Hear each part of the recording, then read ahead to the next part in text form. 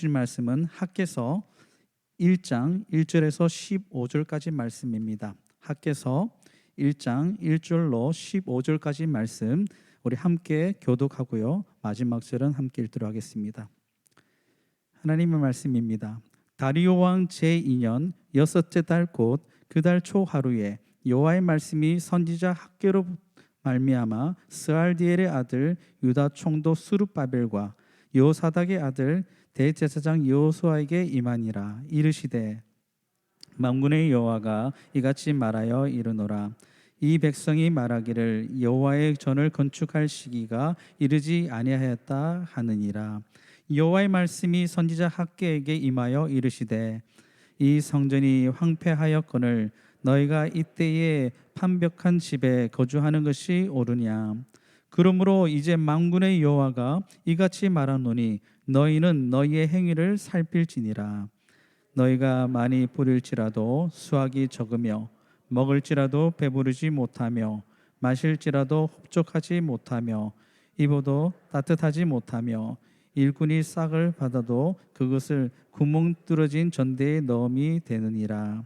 만군의 여호와가 말하노니 너희는 자기의 행위를 살필지니라. 너희는 산에 올라가서 나무를 가져다가 성전을 건축하라. 그리하면 내가 그것으로 말미암아 기뻐하고 또 영광을 얻으리라. 여호와가 말하였느니라. 너희가 많은 것을 바랬으나 도리어 적었고 너희가 그것을 집으로 가져갔으나 내가 풀어 버렸느니라. 나 만군의 여호와가 말하노라. 이것이 무슨 까닭이냐. 내 집은 황폐하였으되 너희는 각각 자기의 집을 짓기 위하여 빨랐음이라.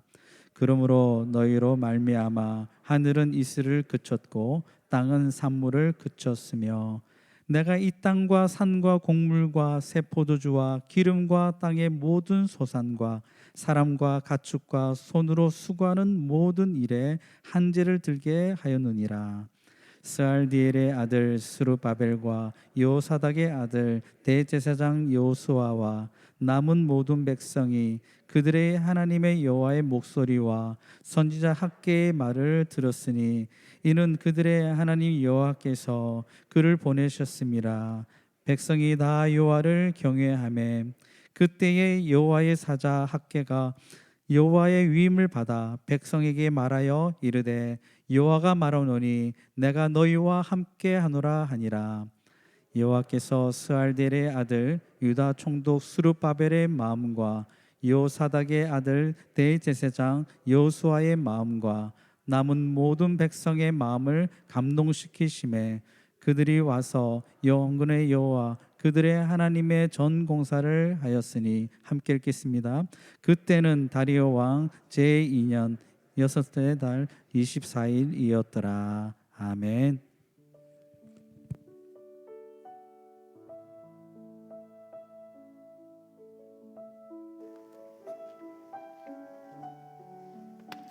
할렐루야. 오늘 주일 예배에 오신 우리 모든 성도님들 진심으로 축복합니다. 잘 오셨습니다. 우리 앞뒤 좌우에 계신 분들하고 한번 서로를 향해서 축복의 인사 나누실 때 함께 서로를 향해 한번 악수해 주시고 기쁨으로 환영해 주시기를 바랍니다.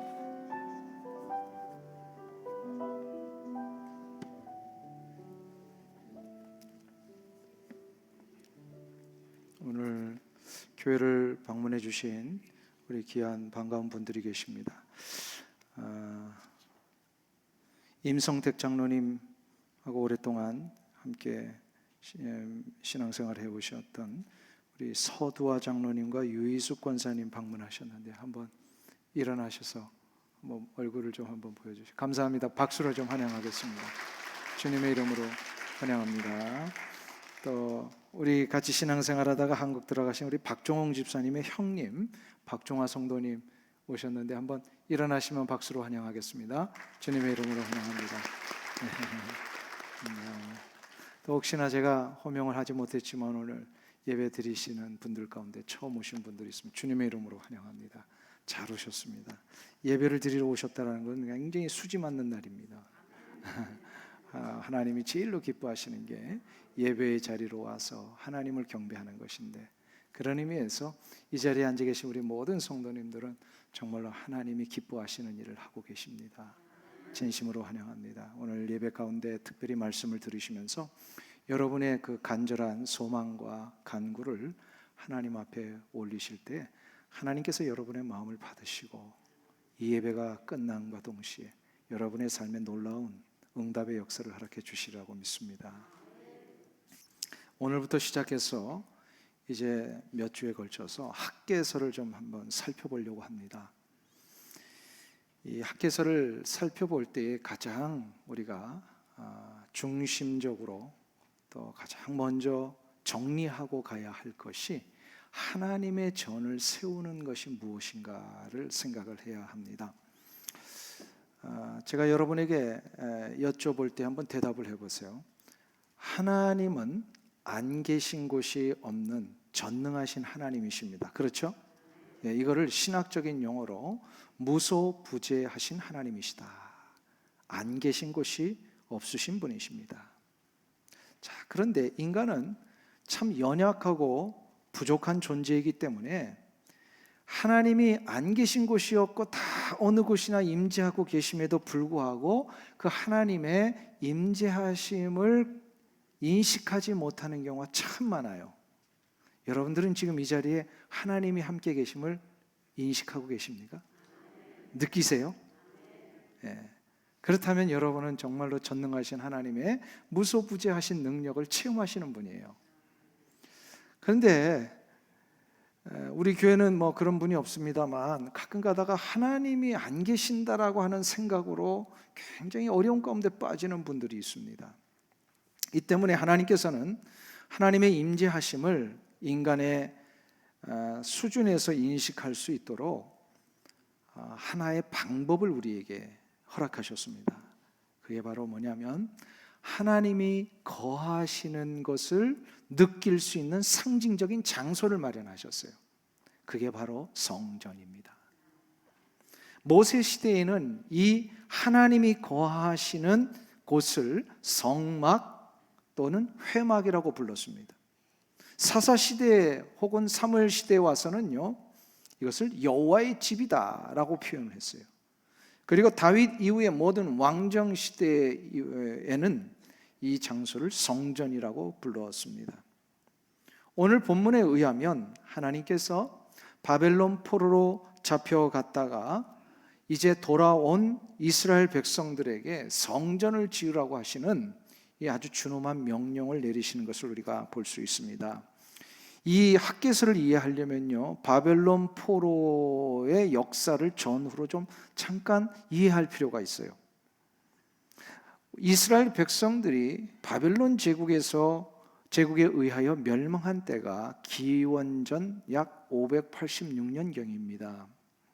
그래서 이때 예루살렘이 완전히 함락이 되고 예루살렘 성전이 다 파괴되고 무너졌습니다. 그리고 이스라엘 백성들 대부분이 바벨론의 포로로 잡혀가게 됩니다. 그런데 이 바벨론 제국이 얼마 안 있다가 고대 근동의 또 다른 강력한 나라인 페르시아 제국에 의해서 바벨론이 무너지고 이 페르시아 제국을 처음으로 시작했던 아주 강력한 왕 고레스라는 왕에 의하여서 바벨론 제국의 포로로 잡혔던 모든 포로들을 각자 자기들의 나라로 돌려보냅니다. 이때에 이스라엘 백성들도 이스라엘로 돌아가게 되는데 이때가 거의 약 50년 정도가 지났을 때에 BC 538년경에 수룹바벨이라고 하는 유대 출신이지만 페르시아 제국에 의해서 총독으로 임명을 받아서 이들을 다 이끌고 이스라엘 땅으로 돌아가게 되었습니다. 이때 돌아갔던 이스라엘 백성들이 거의 한 5만 명 정도에 달한다고 합니다. 한번 생각해 보세요. 이스라엘 백성들이 포로 생활하다가 이스라엘로 돌아오니까 얼마나 감격스럽겠습니까? 정말로 자기의 고향 땅을 밟고 눈물과 콧물을 흘리며 또 자기들을 돌아오게 해주신 하나님께 감사의 경배를 드리지 않았겠습니까? 이때에 하나님께서 이스라엘 백성들에게 스룹바벨을 통하여서 하나님의 전을 건축하게 명령을 내리십니다. 왜 이것이 필요했냐면 이스라엘 백성들의 모든 역사와 모든 삶의 중심은 성전을 중심으로 이루어졌었어요. 저들의 신앙의 핵심은 성전의 신앙이었습니다. 그래서 비록 이스라엘 역사 가운데 저들이 불법을 저지르고 그래야 하나님을 거역한 죄 때문에 바벨론 포로로 잡혀갔지만 저들은 50년 동안 후회를 했어요. 우리들의 죄 때문에 이렇게 신앙생활 제대로 못했고 하나님을 떠나 생활했던 이것 때문에 우리가 이렇게 고초를 당하니 이제 우리가 하나님 앞에 바로 서야 되겠다. 그래서 어떻게든 하나님 중심의 신앙을 회복하기 위해 노력했는데 하나님이 때가 되면 50년 만에 저들을 돌려보내셨습니다. 수룹바벨에 의해서. 완전히 다 돌아온 게 아니에요. 1차적으로 이 이스라엘 백성들이 돌아왔어요. 50년 정도 지났을 때. 저들이 돌아오자마자 제일 먼저 회개하며 하나님 앞에 예배를 드리는 장소를 찾기를 시작을 합니다. 그게 다 폐허가 됐던 예루살렘 성전 터였어요. 이때에 하나님이 너희들이 하나님의 전을 건축하라.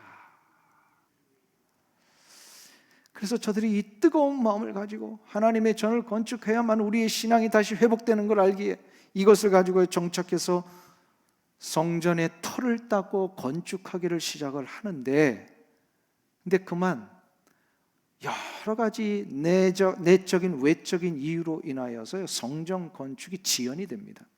터만 닦았지 성전을 세우지를 못하고 있었던 거예요. 이게 거의 약 16년에서 18년 정도 기간 동안 멈추어서 있습니다. 이러한 시점에 이 성전을 세우는 일이 진척이 안 되니까 하나님이요 거의 18년 만에 나타나셔서 이스라엘 백성들에게 학개 선지자를 통하여 다시금 명령하십니다. 여호와의 전을 세우라. 하나님께서 좀 많이 참으셨는데 더 이상 안 되신 것 같아요. 그래서 아주 준엄하게 학개 선지자를 통하여 이스라엘 모든 백성들에게 명령을 내리십니다. 여호와의 전을 세우라. 오늘부터 시작해서 이제 여호와의 전을 세우는 이 성전 건축의 역사를 통하여 과연 하나님은 이 시대 이 땅에 살고 있는 우리에게는 어떠한 뜻을 전달하시기 위하여 이 명령을 주시는 것일까를 우리가 이제 계속해서 좀 살펴보려고 하는데요. 그 첫 번째 시간으로 오늘은 그럼 왜 성전을 짓지 않고 방치하게 되었는지를 하나님이 오늘 본문에서 첫 번째로 가르쳐 주십니다. 오늘 본문에 의하면요, 왜 저들이 하나님의 준엄한 명령을 받고서 16년에서 18년 동안 이르는 그 긴 세월을 그냥 성전 짓지 않고 그대로 방치하고 있었을까요? 오늘 본문에 의하면요, 세 가지의 아주 그 내적인 외적인 이유가 있었기 때문입니다. 그 첫 번째 이유는요, 현실적인 문제 때문입니다. 성전 건축이 중단된 이유, 현실적인 문제. 우리 2절을 같이 한 목소리로 읽겠습니다. 만군의 여호와가 이같이 말하여 이르노라. 이 백성이 말하기를 여호와의 전을 건축할 시기가 이르지 아니하였다 하였느니라. 아멘. 저들이 건축할 시기가 이르지 아니했다라고 하는 생각을 갖게 되었습니다. 표면적으로는요, 실제로 하나님이 예레미야 선지자를 통하여서 저들을 바벨론에서부터 다시금 이스라엘 땅으로 해방시켜 주시겠다라고 하는 이 약속의 기간은 몇 년 만에 돌아오게 하신다고 그랬어요? 70년 만에. 근데 이들이 70년도 되기 전에 약 50년 정도 지났을 때 스룹바벨과 함께 해방되어서 돌아왔어요. 아직 뭐 돌아오지 못한 사람들도 많이 있었지만, 그러니까 표면적인 이유는 이거예요. 하나님 약속에 의하면 70년이 지나야 되는데 50년밖에 안 됐으니까 아직 우리는 성전을 건축하지 않아도 될 것이다 라고 하는 이 정확한 숫자적인 개념을 가지고 이야기를 하고 있었습니다. 그러니까 자꾸 저들은 아직 때가 이르지 않은 거야. 하나님은 70년 만에 돌아오게 해주시겠다고 하셨으니까 그때까지 기다려도 되는 거 아니야 라고 생각을 했었습니다. 그런데 실제로 내면적인 이유는 그게 아니었습니다. 푸른 꿈을 가지고 정말로 기대하는 마음으로 고향 땅에 돌아와 봤는데 이 고향 땅에 저들이 밟는 순간 엄청난 현실을 본 거예요. 하나도 남아있는 게 없어요. 바벨론 제국에 있어요. 예루살렘 성터가 다 무너지고 예루살렘 성전이 다 불타버렸습니다. 아무것도 남은 게 없는 거예요. 그러니까 저들의 삶 속에 너무나도 비참한 이 현실을 보면서 대본에 나오는 반응이 뭡니까? 삶의 현실이 너무 힘들고 어렵고 고통스러우면 어떤 생각이 먼저 들어요? 내가 그래도 살아야 전을 건축하지. 내가 어떻게든 다시 한번 힘을 내서 일어나야 하나님의 성전을 건축하지 라고 하는 생각이 들더라는 거예요. 고난과 경제적인 궁핍 이런 것들이 너무 무겁게 오면요, 사람들은요 생존의 문제에 매달리게 됩니다. 그래서 어떻게든 내가 살아야 성전 건축도 할 수 있는 거 아니야? 라고 생각이 들었던 것입니다. 실은 이게 너무 그들의 마음속에 만연되어 있어요. 삶의 무게가 힘들면 그냥 다른 거 생각하고 싶잖아요. 하여튼 내가 어떻게든 먹고 사는 이 문제로 한번 내가 살아나야 되지 않는가라고 하는 이 절박감이요, 모든 것을 다 뒤로 하게 만들어버린 거예요. 근데 이거를 속에 있는 내면에 나 먹고 사는 문제 해결할래 라고 말할 수 없잖아요. 그러니까 뭘 얘기를 했어요? 숫자적인 계산을 먼저. 아직 20년 남았단 말이에요. 하나님이 약속한 날짜 70년이 차면 내가 너희들을 돌아오게 하리라 하는 이 하나님의 약속의 말씀이 있었기 때문에, 네, 하나님은요 그 약속을 20년이나 앞당겨 주셨는데 그걸 모르고 저들은 타협을 했습니다. 근데 두 번째 이유가 있어요.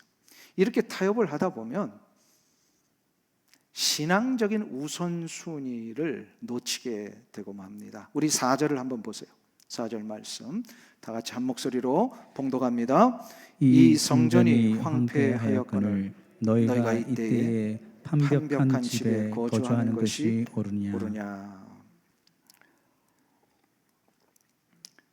지금 저들이 상황 속에 이렇게 황폐해진 이 땅을 보면서 자꾸 이제 내적으로 외적으로 이유를 대면서 자꾸 지연시켰을 때에 하나님이 거의 20년 바로 되기 전쯤에 나타나셔가지고요 저들을 지금 책망을 하시는 거예요. 이 성전이 이렇게 황폐하였는데, 이렇게 완전히 잿더미로 아직도 남아있는데 너희들은 지금 판벽한 집에 거하고 거기에 만족하고 있겠느냐, 이 말씀을 하십니다.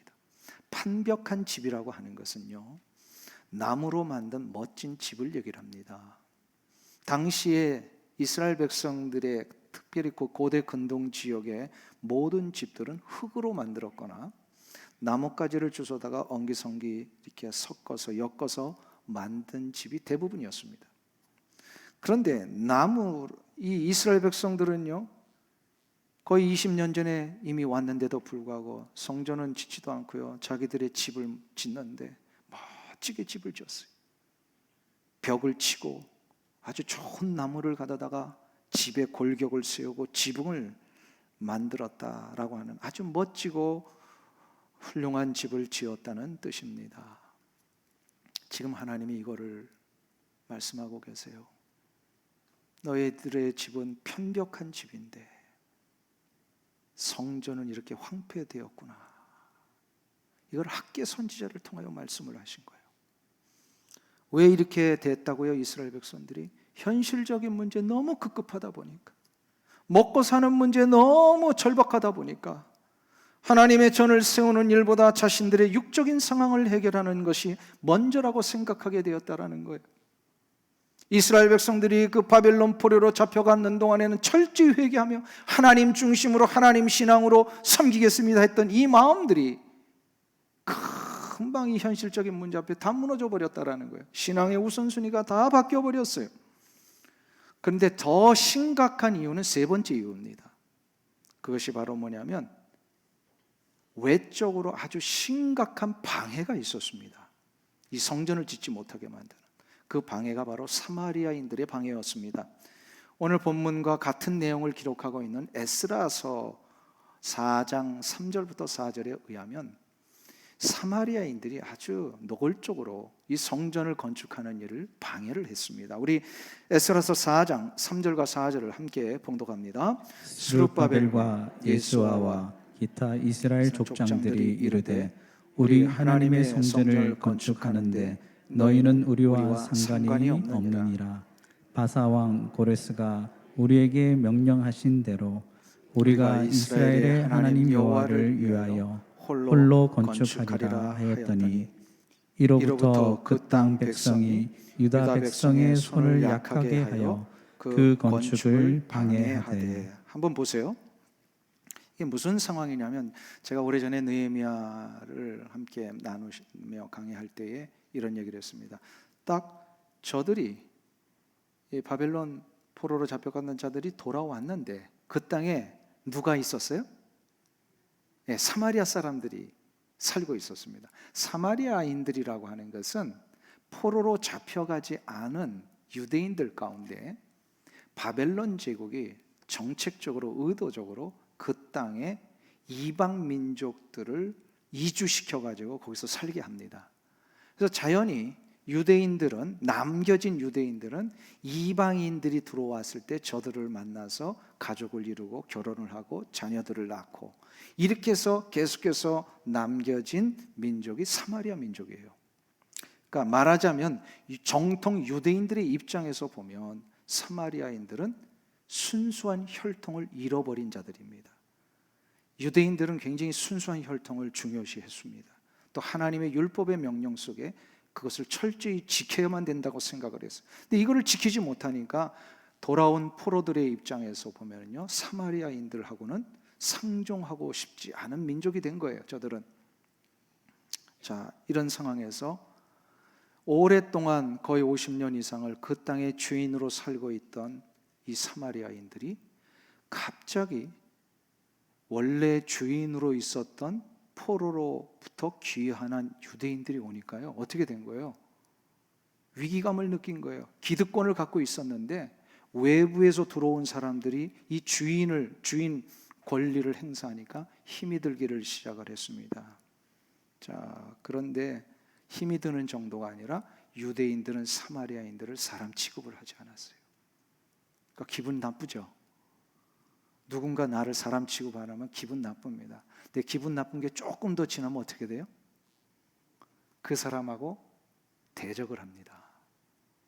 사마리아인들이 유대인들을 대적을 하는데 어떤 방법을 쓰냐면 유대인들이 와가지고 성전을 건축하려고 하는 이 일을 방해를 하는데 페르시아 제국에 탄원을 올립니다. 저들이 성전 건축이라고 하는 명목을 가지고 저들의 신앙을 회복하겠다고 하는데 그게 아니라 다시금 이 이스라엘 백성들이 중심을 갖고 페르시아 제국에 반란을 일으키려고 움직임을 갖고 있다. 이렇게 이제 탄원서를 낸 거예요. 이스라엘 백성들에 대한. 그러니까 페르시아 제국의 입장에서 보면요, 변방의 한 나라 포로 돌려보냈더니 반란을 일으키려고 해. 그래가지고 중지를 시켜버립니다. 이게 이제 어쩌면 가장 정치적으로 외적으로 힘든 그런 성전 건축이 안 된 이유 중에 하나였습니다. 자, 세 가지 이유가 있다 그래서 첫 번째로 뭐라 그랬어요? 내적으로 외적으로 너무 힘드니까 어떻게 된 거예요? 현실적인 문제 때문에 지연을 시켰어요. 두 번째로는 신앙의 우선순위를 놓쳤습니다. 삶의 우선순위. 그리고 세 번째로는 사마리아인들의 방해가 있었습니다. 이 정도 되면 성전 건축할 수 있어요, 없어요? 이런 삶이 우리 가운데 막 일어난다면 성전 건축할 수 있어요, 없어요? 우리 삶을 한번 잘 적용해 보시기 바랍니다. 이 아름다운 건물을 하나님이 주셨을 때에 이 건물을 구입할 때 100% 찬성하셨습니까? 아멘이네요. 우리 교회는 다 100% 찬성하셨군요. 감사합니다. 네, 제가 이 성경을 좀 곰곰이 묵상하면서 사람이 어떤 일을 안 하려고 하면요, 무슨 핑계를 대서라도 안 합니다. 어떤 일을 안 하려면요, 무슨 핑계를 대서라도 안 해. 그게 하나님의 뜻이든 상관이 없어요. 내 마음에 안 들면 안 해버리는 거예요. 어떤 이유를 대서든지. 저는 이스라엘 백성들이 이 문제에 빠졌다라고 생각을 합니다. 처음에는 아주 열망을 가지고 왔는데 이 삶의 공고함 때문에 자꾸 마음들이 무너지는 거예요. 타협하게 되는 거예요. 그냥 귀찮은 거예요. 이제는 그냥 내 몸 하나 간수하기도 힘든데 뭘 이렇게 자꾸 뭘 하라고. 이게 이제 이스라엘 백성들의 마음이었단 말이에요. 하나님이 이거를 너무 안타깝게 생각하셨어요. 그래서 16년, 18년이 지난 이 시점에 다시금 하나님이 나타나셔서 학개 선지자를 통하여 말씀을 하시는 것입니다. 하나님께서 지금 저들에게 성전, 하나님의 전을 다시 세우라. 세우라. 지금 하나님이 예배를 받으실 건물이 없어서 이 얘기를 하셨을까요? 그게 아니란 말이에요. 오히려 더 화려한 건물 지었을 때 하나님이 저들이 건물에 빠져가지고 하나님 섬기지 못하니까 건물을 다 없애버리려고 하셨잖아요. 근데 이제는 건물이 다 파괴된 상황에서 다시금 건물을 세우라고 하십니다. 왜 그럴까요? 하나님의 의도는 예배를 받으실 만한 화려한 장소가 없어서 그러신 게 아니었어요. 하나님이 왜 성전을, 하나님의 전을 세우라고 하셨는가를 알기 위해서는요, 하나님이 우리에게 가르쳐 주시는 성전이 무엇인지를 알아야 합니다. 아까도 말씀드렸습니다. 성전이라는 것은 하나님이 거하시는 전입니다. 하나님이 거하시는 전은 무소부재하신 하나님께서 안 계신 곳이 없지만 하나님의 임재하심을 깨닫지 못하고 하나님이 우리와 함께 계시다는 이 사실을 자꾸 깜빡깜빡 잊어버리는, 믿음을 잃어버리고 신앙의 길을 떠난 자들에게 다시금 하나님의 임재하심을 가르쳐 주시려고 구체적인 상징적인 장소를 마련해 놓으신 거예요. 그렇기 때문에 우리가 신앙을 다시 한번 회복하고 하나님이 나와 함께 계시는 이 놀라운 임재의 역사를 회복하기 위해서는요, 제일 먼저 그래도 가시적인 성전을 세우는 일들이 일어나야 합니다. 하나님은 무소부재하십니다. 지금 이 자리에도 하나님은 함께 하시고요, 지구 반대편에도 함께 하시고 저 우주 공간에도 하나님 함께 하십니다. 믿으십니까? 이거를 진짜 믿으시냐고요? 시편의 기자는 이것을 얼마나 놀라운 은혜 가운데 깨달았던지요, 시편 139편에서 7절과 8절에 이렇게 고백을 하고 있습니다. 우리가 이 말씀을 함께 봉독하기를 원합니다. 내가 주의 영을 떠나 어디로 가며 주의 앞에서 어디로 피하리까? 내가 하늘에 올라갈지라도 거기 계시며 수월에 내 자리를 펼치라도 거기 계시니이다. 아멘. 여러분들은 하나님 피하실 수 있습니까? 못 피합니다. 오늘 한 주만은 그냥 하나님 몰래 좀 쉬고 싶습니다. 하실 수 있어요? 아닙니다. 몰래 숨어있는 그 옆에 하나님 계세요. 하나님은 무소부재하시는 거예요. 이거를 시편의 기자가 깨닫고 나서요, 내가 어디로 도망가리까? 그 얘기를 하는 거예요. 주의 앞에서 어디로 피하리까? 내가 저 하늘에 올라갈지라도 하나님 거기 계시고 저 땅 밑에 수월에 내려갈지라도 하나님은 거기 계시나이다. 이 정도를 고백할 수 있다면요, 자기가 선 모든 것이 바로 하나님의 전임을 깨닫는 믿음의 성도입니다. 이거를 깨닫고 이거 고백할 수 있으면 그는 자신이 선 곳이 성전이라는 것을 알고 있는 자예요. 창세기 28장에 의하면 야곱이 형의 에서를 속이고 나서 형의 복수에 무서워가지고 도망을 치죠. 외삼촌집 밧담 아람을 향하여 도망가던 도중에 길가에 피곤해서 잠이 들었는데 밤에 그 꿈속에 하나님이 놀라운 환상을 보여주셨어요. 하늘에서부터 땅까지 사닥다리가 이어져 내려오는데 천사들이 오르락내리락 했어요. 아주 놀라운 신비한 꿈이에요. 하늘과 땅이 지금 다 있다는 뜻입니다. 그리고 나서 하나님께서 꿈속에 야곱을 향하여서 직접 음성을 들려주십니다. 내가 너를 축복하리라. 내가 너를 보호하리라. 그리고 너를 반드시 이 땅으로 돌아오게 해주리라. 이 약속을 그가 꿈속에서 받아요. 그리고 나서 이게 너무나도 이 감격스러운 체험이니까 그가 깨어나자마자 그 자리에서 하나님 앞에 자신의 입을 벌려 고백을 합니다. 창세기 28장 16절과 17절이 그 말씀입니다. 같이 한 목소리 읽습니다. 야곱이 잠이 깨어 이르되 여호와께서 과연 여기 계시거늘 내가 알지 못하였도다. 이에 두려워하여 이르되 두렵도다 이곳이요 이것은 다름 아닌 하나님의 집이요 이는 하늘의 문이로다 하고. 아멘. 할렐루야. 너무나도 외롭고 공고해서 이제는 나 혼자뿐이구나. 형 에서의 복수를 피해서 목숨 부지하려고 도망가던 그의 심정, 얼마나 절박하고 얼마나 비참했겠습니까? 그러니까 인생의 바닥으로 내려온 거예요. 아무도 자기를 도와주는 자 없고 보호해주는 자 없는, 그래서 그 춥고 거칠은 이 광야의 한 구석에서 그냥 피곤에 쓰러져 잠을 자던 자기 자신에게 하나님이 지금 함께하고 계시는구나, 이거를 느끼고 났어요. 그래서 그가 고백한 것이에요. 이것이 바로 하나님이 계신 하나님의 집이요 하늘의 문이로다. 야곱은 그 노중에 하나님이 함께 계시는 그 현장, 그게 바로 성전임을 알았습니다. 참 믿음이 뭡니까?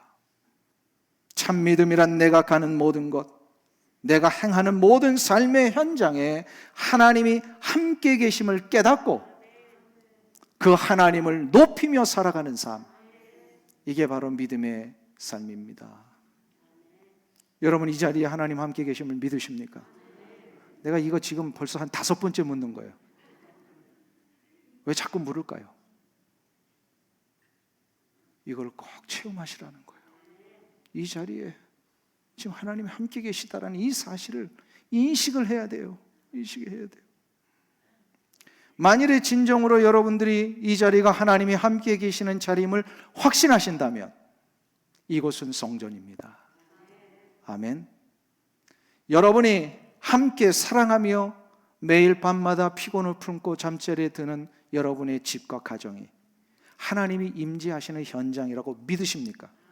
그렇다면 여러분의 가정은 성전입니다. 우리가 흔히 쓰는 용어 중에 성지순례라는 말이 있습니다.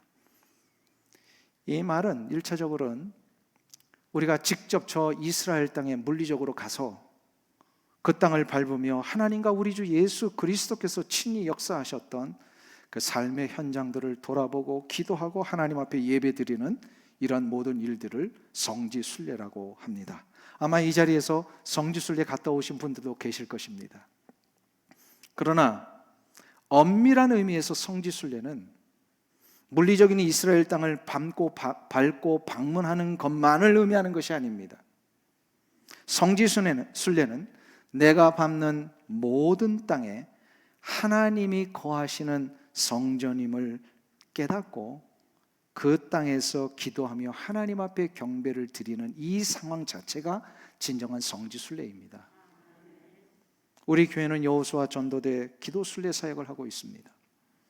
저는 한 가지 확신을 합니다. 이 오렌지 카운티 지역은 하나님이 거하지 않는 것이 한 군데도 없습니다. 하나님이 거하지 않는 것이 한 군데도 없다는 말은 있고 하나님은 모든 곳에 거하십니다. 쉬운 말로. 그렇죠?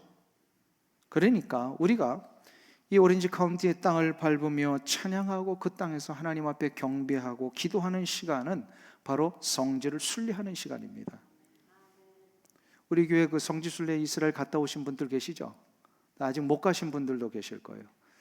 성지순례 가고 싶지 않으십니까? 아까 일부 때는 손을 다 드시더라고, 가고 싶으셔가지고. 제가 여러분들 성지순례 보내드리겠습니다. 아멘입니까? 여호수아 전도대 기도순례에 나오십시오. 놀라운 성지의 순례를 경험하실 것입니다. 우리가 밟는 모든 땅은 성지입니다. 하나님이 계시니까. 하나님이 계시는 모든 현장이 성전입니다. 여기서 우리는 아주 중요한 신앙적이고 신학적인 개념을 하나 정리할 수 있습니다. 하나님의 전을 세운다라고 하는 것은 바로 하나님의 임재하심을 미처 깨닫지 못하고 있던 그 삶의 현장에 나를 포함하여 그 현장에 있는 모든 자들이 그것이 하나님의 현장임을 깨닫고 하나님 앞에 경배를 드리는 일, 이것이 바로 하나님의 전을 세우는 일입니다. 그리고 하나님의 임재하심을 두렵고 떨리는 마음으로 이것을 깨닫지 못하는 자들에게 알리는 일, 이게 바로 하나님의 전을 세우는 일입니다. 그러면 제가 여러분에게 또다시 묻고 싶습니다. 우리가 제일 먼저 하나님의 전을 세워야 하는 곳은 어디일까요? 이 부분에 대하여 사도 바울은 고린도전서 3장 16절과 17절에 이렇게 말씀하고 있습니다. 우리가 같이 고린도전서 3장 16절 17절 봉독합니다. 너희가 하나님의 성전인 것과 하나님의 성령이 너희 안에 거하시는 것을 알지 못하느뇨. 누구든지 하나님의 성전을 더럽히면 하나님이 그 사람을 멸하시리라. 하나님의 성전은 거룩하니 너희도 그러하니라. 아멘. 구약 시대 때는 성전을 하나님 모세 시대 때 성막 회막이라고 불렀고요, 왕정 시대에 와서 비로소 성전이라고 불렀다고 그랬습니다. 이 모든 하나님의 전들, 모든 하나님의 성막, 회막, 성전들은요, 궁극적으로 한 가지를 보여주시기 위하여 미리 우리 인간의 수준에서 보여주신 거예요. 궁극적으로 한 가지를 보여주시는 게 뭐냐면 하나님의 완전한 임재의 현장을 가시적으로 보게 하시려고. 그게 바로 무엇일까요? 하나님의 임재가 직접 눈으로 보게 해주신 놀라운 인류 역사의 한 가지 사건이 있었습니다. 바로 임마누엘로 오신 우리 주 예수 그리스도의 탄생입니다. 그러니까 구약시대 때 왔던 모든 성전들은요, 예수 그리스도를 보여주기 위한 것이었어요. 그래서 예수님이 신약에서 뭐라고 말씀하십니까? 성전이 바로 예수님이시다라고 말씀하셨잖아요. 예수님이 성전이에요. 왜요? 예수님은 하나님의 임재하심을 가장 완벽하게 보여주시는 우리의 구원자이시니까. 그러니까 예수님을 모시고 사는 인생은 하나님을 모시고 사는 인생이에요. 그 인격과 육체 안에 하나님의 영이 임하고 계시는 인생이 되었습니다. 그렇다면 여러분의 몸은 하나님의 성전입니다. 믿으십니까?